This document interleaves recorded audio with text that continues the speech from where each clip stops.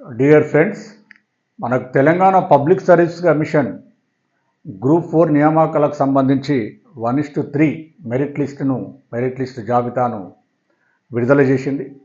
ఆ 1:3 లోపల ఉన్నటువంటి ఎవరైతే అభ్యర్థులు ఉన్నారో వాళ్ళ నుండి వెబ్ ఆప్షన్స్ రేపటి నుండి వెబ్ ఆప్షన్ ప్రక్రియ మొదలవుతుంది.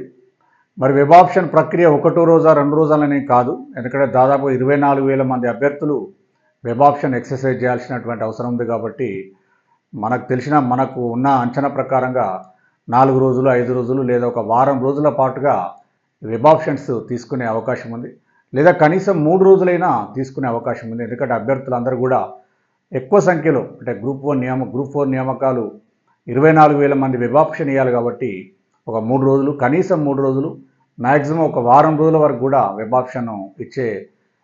ఆప్షన్ని చేసుకోవడానికి అవకాశం ఇచ్చే అవకాశాలు ఉన్నాయి.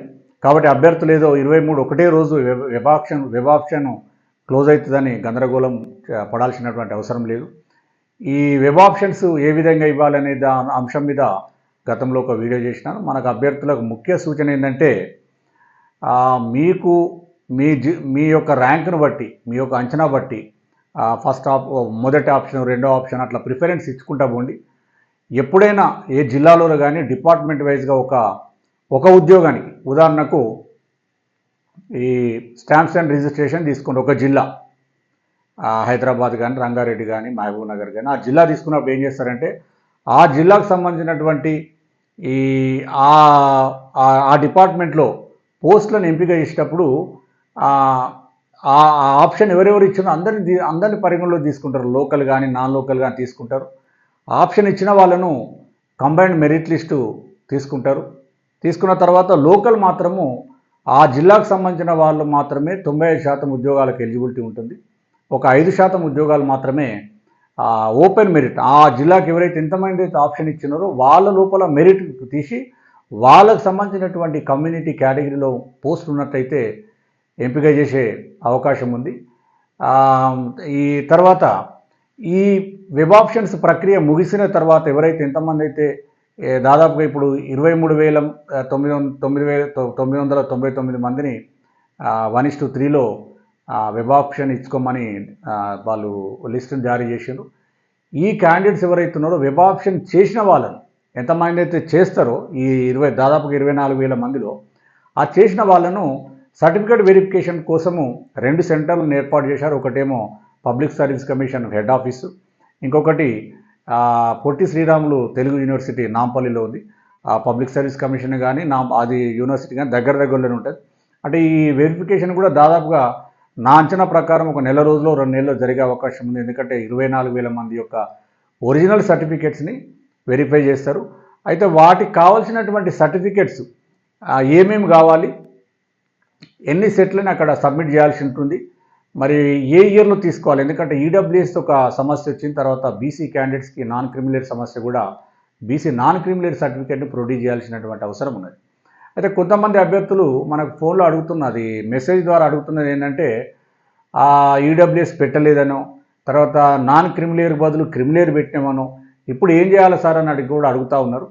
మరి అలాంటివి కరెక్షన్స్ ఏమి ఉండకపోవచ్చు నాకు తెలిసినంత వరకు. మళ్ళీ ఇప్పుడు అప్లికేషన్ని కరెక్షన్ చేసుకునే అవకాశం అయితే ఉండకపోవచ్చు.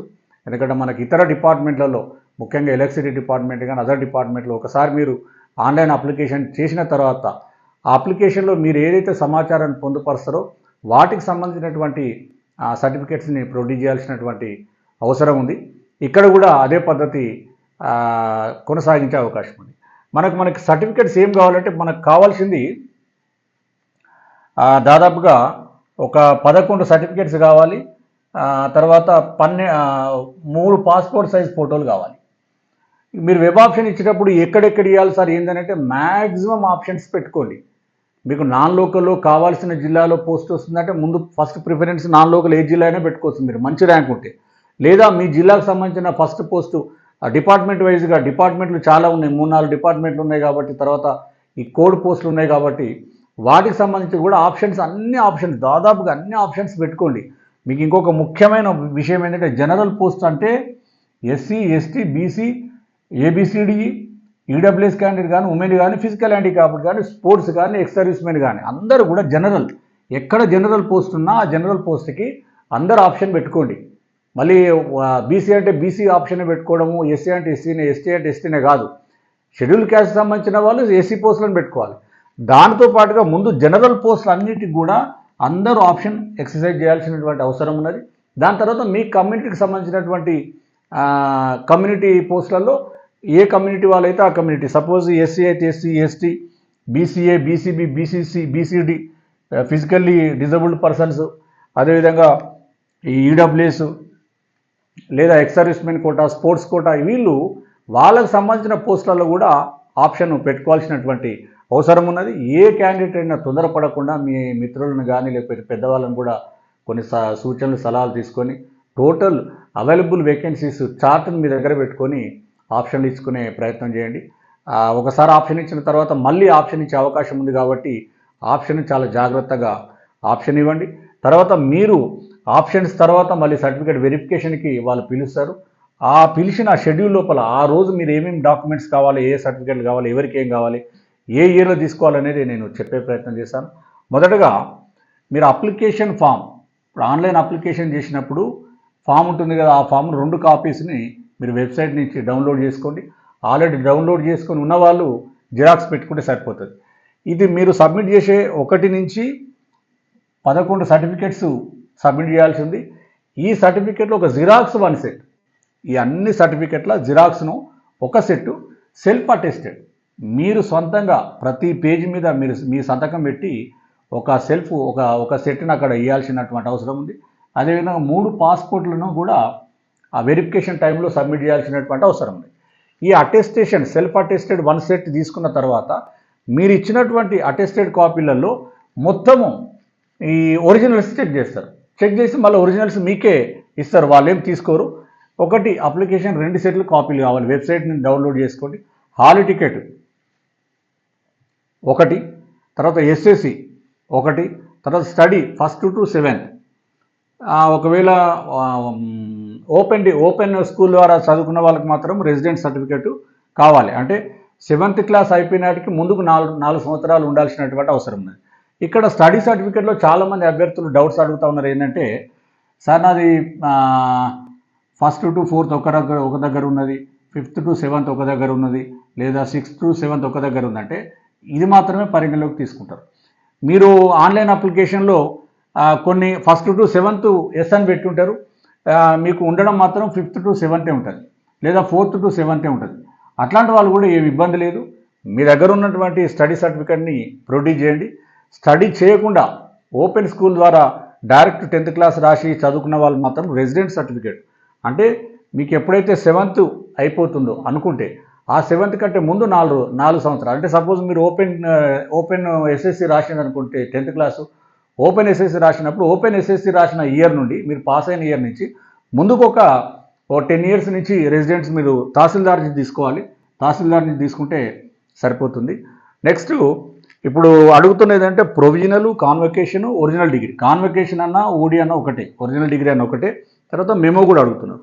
కొందరు ఏం అడుగుతున్నారంటే ప్రొవిజనల్ ఉంది, మెమో ఉంది, ఇంకా వాళ్ళు ఒరిజినల్ డిగ్రీ వాళ్ళు అప్లై చేసి తీసుకోలేదు. సరే, పబ్లిక్ సర్వీస్ కమిషన్ అడుగుతున్నా కూడా ఈ 2 ఉన్నా కూడా సరిపోతుందని నేను భావిస్తున్నా.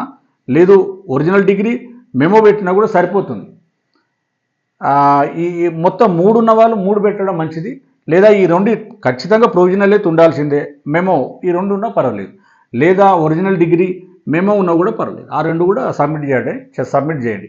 అదేవిధంగా integrated cost certificate, community certificate, ఇది ఎస్సీ ఎస్టీ బీసీ క్యాండిడేట్స్కి అవసరము. ఈ సర్టిఫికేట్లలో ఫాదర్ పేరు కానీ మదర్ పేరు కానీ ఉండాలి. అంతేగాని వేరే గార్డియన్ పేరు ఇంకెవరి పేరు ఉండి కాస్ట్ సర్టిఫికేట్ తీసుకుంటే చెల్లదు. అది ఎప్పుడు కావాలంటే ఇది తెలంగాణ ఫార్మేషన్ అయిన తర్వాత ఏ కాస్ట్ సర్టిఫికేట్ ఉన్నా సరిపోతుంది. సరే, ప్రిఫరబుల్లీ లేటెస్ట్ 2000 ఇయర్, 2021, 2022 అట్లా తీసుకోండి. లేదా తెలంగాణ తర్వాత ఉన్నది ఏదైనా పర్వాలేదు, కానీ దీనిలో ఫాదర్ మదర్ పేరు మాత్రమే ఉండాలి. అది కూడా తహసీల్దార్ నుంచి తీసుకోవాలి. అది తెలంగాణ ఏర్పడిన తర్వాత. ఇది integrated cost certificate, date of birth and cost అని ఇస్తారు. ఇంకొకటి ఇక్కడ ముఖ్యంగా బీసీ క్యాండిడేట్స్కి ఏంటంటే ఇంటిగ్రేటెడ్ సర్టిఫికేట్ ఒక్కటే సరిపోదు. అసలు ఇంటిగ్రేటెడ్ సర్టిఫికేట్ పెట్టినా పెట్టకపోయినా BC non creamy layer, state non creamy layer చాలా ఇంపార్టెంట్. ఇక్కడ ఓబీసీ నాన్ క్రిమిలేయర్ ఉంటుంది, ఎందుకంటే సెంట్రల్ గవర్నమెంట్లో అదర్ బ్యాక్వర్డ్ క్లాసెస్ అంటారు, మన స్టేట్ లోపల social and educational backward classes అంటారు. అదే బీసీ సర్టిఫికేట్, బీసీఏ బీసీడి గ్రూప్ల వాళ్ళు ఏంటంటే నాన్ క్రిమిలేయర్ అనేది చాలా మస్ట్. ఇది లేనట్లయితే మిమ్మల్ని జనరల్ కిందనే ట్రీట్ చేస్తారు, రిజర్వేషన్ రాదు. నాన్ క్రిమినల్ ఎట్లా తహసీల్దార్ నుంచి తీసుకోవాలి. ఇది కూడా ఇప్పుడు ఎలా ఇస్తున్నారంటే చాలా మోస్ట్ ఆఫ్ ద తహసీల్దార్స్లో మనము ఏది ఆఫ్లైన్లో అప్లై చేయాలి, దీనికి ఆన్లైన్లో లేదు.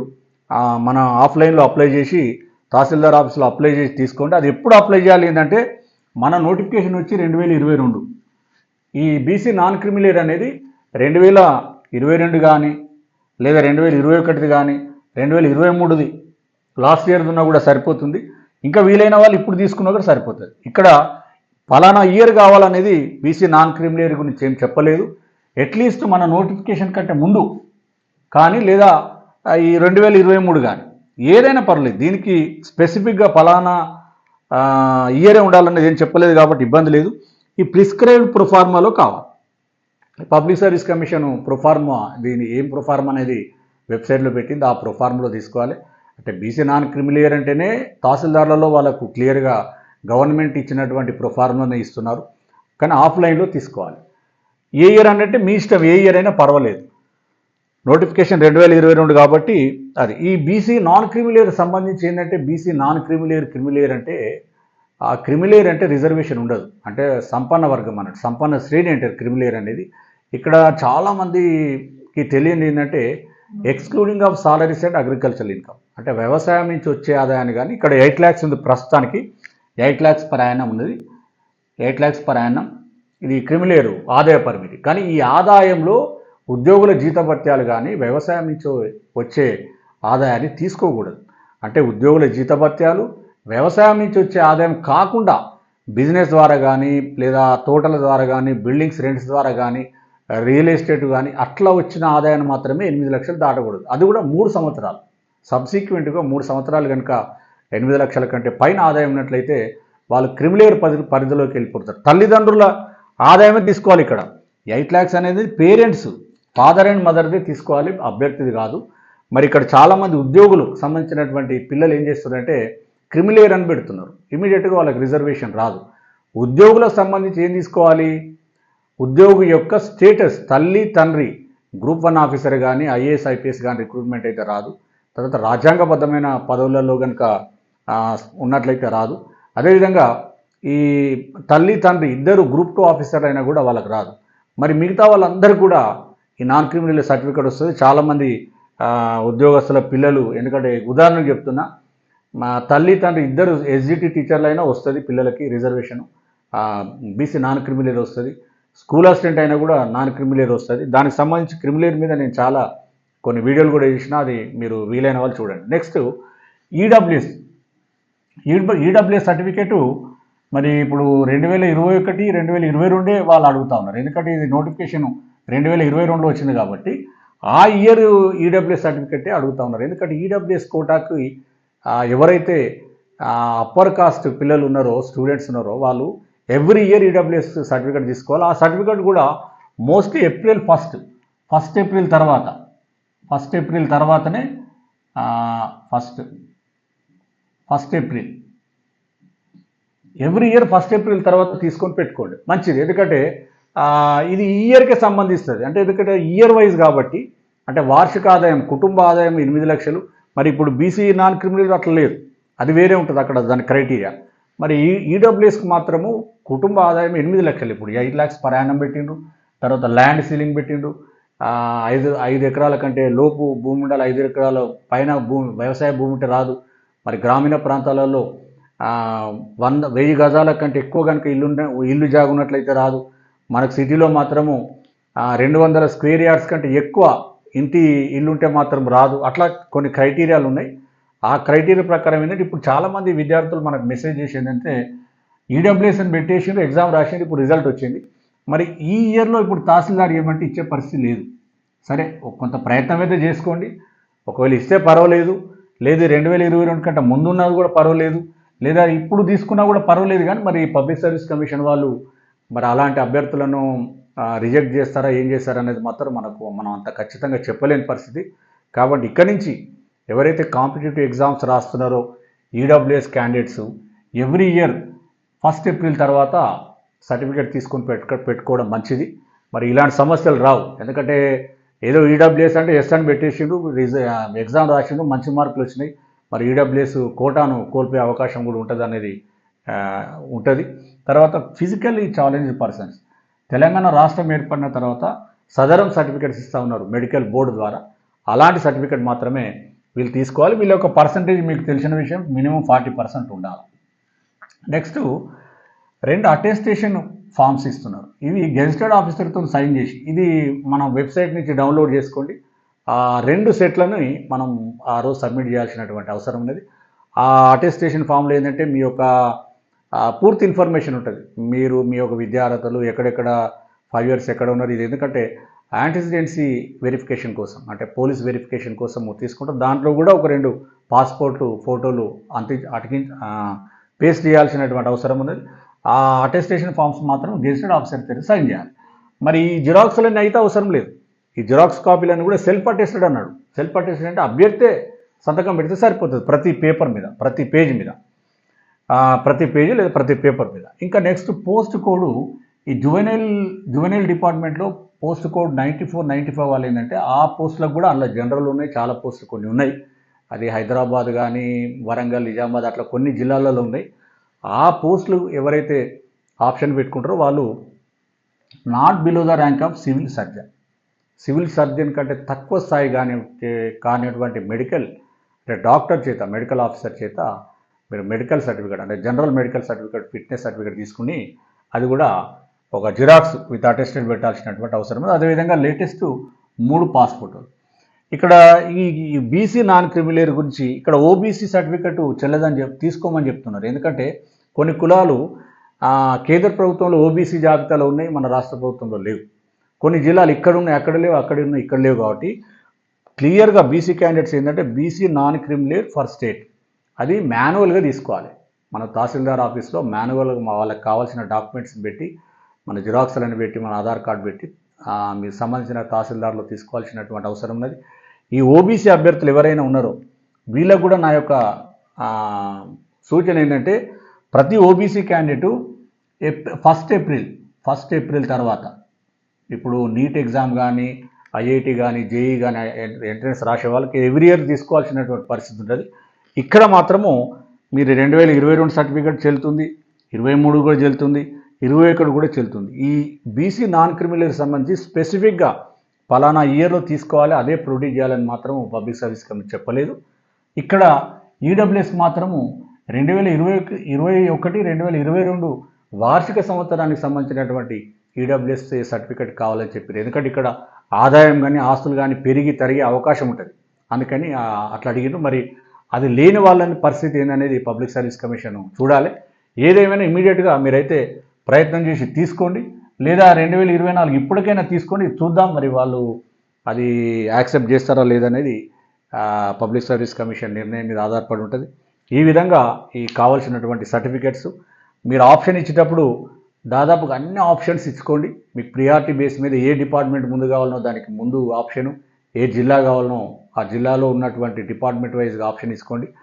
జనరల్ పోస్టులు అన్నిటికీ కూడా మీరు జనరల్ ఏదో ఒక జిల్లాలో ఒక డిపార్ట్మెంట్లో ఒకటే ఉంది కదా అంటే ఎస్సీ అభ్యర్థి కానీ ఎస్టీ అభ్యర్థి కానీ మెరిట్లో ఉన్న వాళ్ళు వదిలేసుకోరు.